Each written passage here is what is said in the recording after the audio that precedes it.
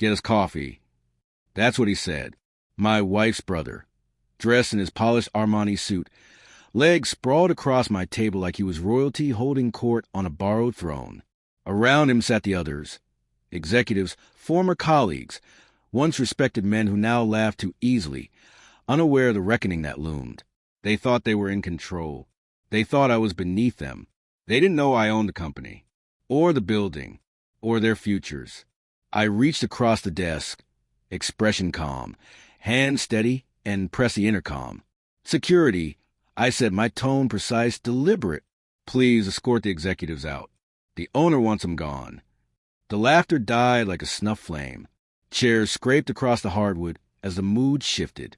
Confusion crept into their faces, quickly followed by disbelief and then fear.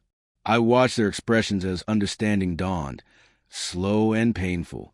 For the first time in 2 years, I breathed, truly breathed. It hadn't always been war. There was a time when it was love, ambition, and shared dreams. I met Lena at a tech conference in Dubai. She was magnetic in a quiet way, razor-sharp, self-possessed, the kind of woman who rarely smiled, but when she did, it meant something. Her brother Nabil was never far from her side, a constant presence, wary and watchful.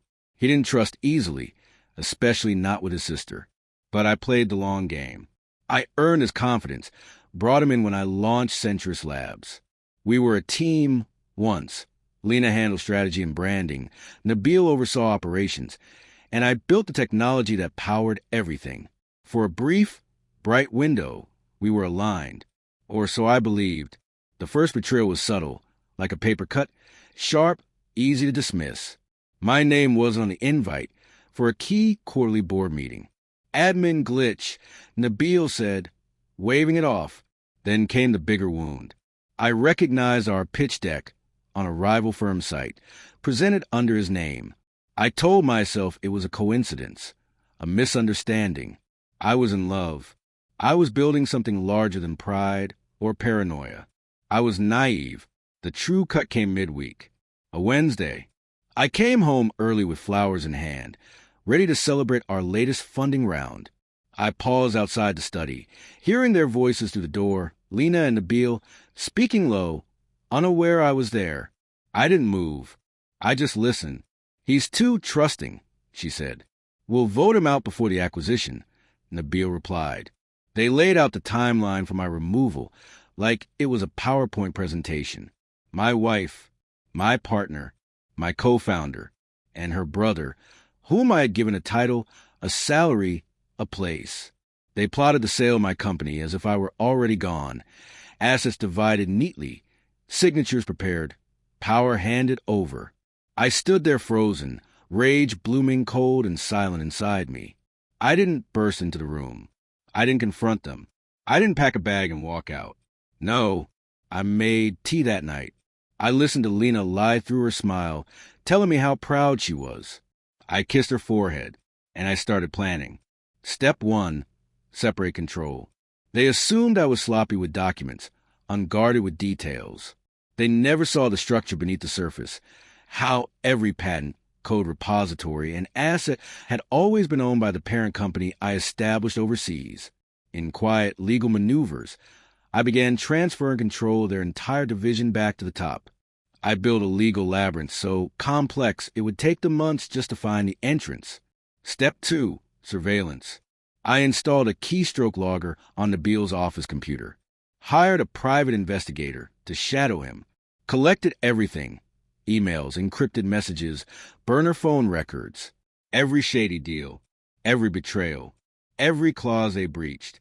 I built a case with precision, like a surgeon carving around vital arteries. Step 3, by time, I played the part of the distracted founder. Showed up late, missed meetings, fake disinterest. I let them believe they were winning. Meanwhile, I funneled coded updates to my legal team in Zurich. I made them comfortable, confident, blind. They mistook my silence for stupidity.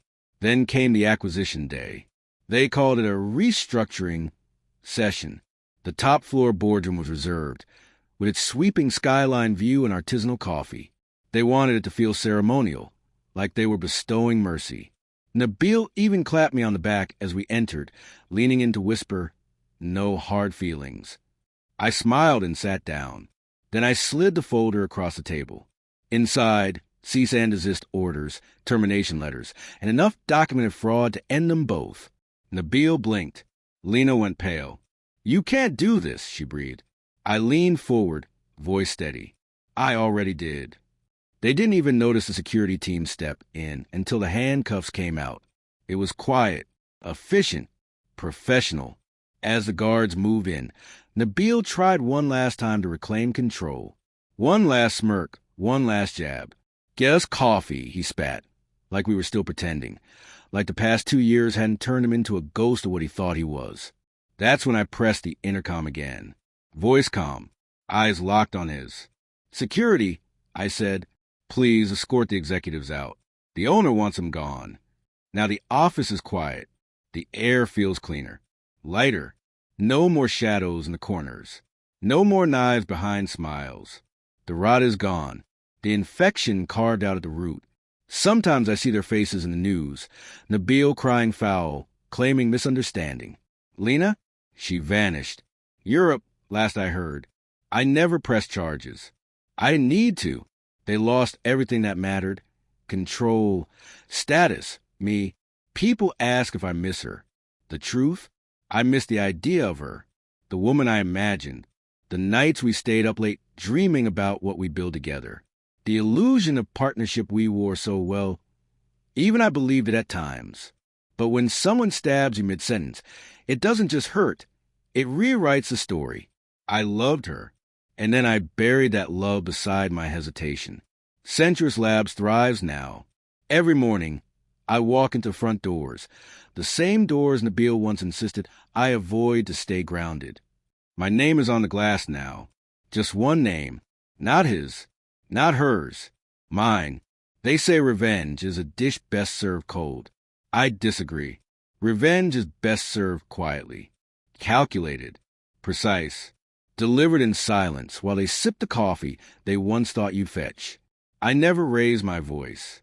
I just raise the stakes and watch them fall.